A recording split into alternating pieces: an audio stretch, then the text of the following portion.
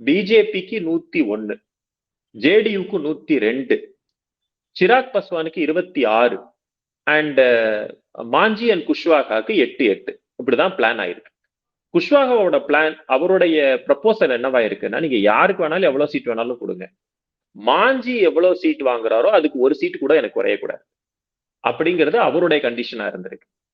So இப்படிதான் முதல்ல initial setup இருந்திருக்கு. அதுக்கப்புறம் என்ன ஆயிருக்குன்னு கேட்டீங்கன்னா, இவர் 30க்கு குறைய மாட்டேன் அப்படின்னு சொன்னதுனால எல்லாரும் ஒரு ஒரு தியாகம் பண்ணிருக்காங்க. 102ங்கிறத ஜேடியு ஒரு சீட்டு குறைச்சிருக்காரு.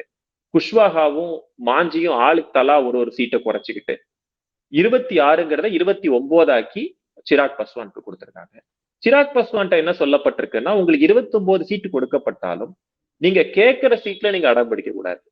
so that number of seats will be for you, but choice of the seat அப்படிங்கறதுல வந்து ரொம்ப ஒரு ரொம்ப அழுத்தம் கொடுக்க கூடாது அப்படிங்கிறது அவருக்கு தெளிவுபடுத்தப்பட்டு, கிட்டத்தட்ட எல்லாரையுமே ஒரு ஒரு சமநிலைக்கு கொண்டு வரத்துக்கு பிஜேபி இதுல முயற்சி பண்ணியிருக்காங்க. ஏன்னா ஜேடியு ஆரம்பத்திலே சொல்லிட்டாங்க, இது வந்து எனக்கும் உங்களுக்கும் உண்டான சீட்டு ஓகே, பட் மிச்ச கூட்டணி கட்சிகளை சமாளிக்க வேண்டிய பொறுப்பு வந்து பாஜகவோடது, அதுல நாங்க எதுவுமே பண்ண மாட்டோம்ட்டாங்க.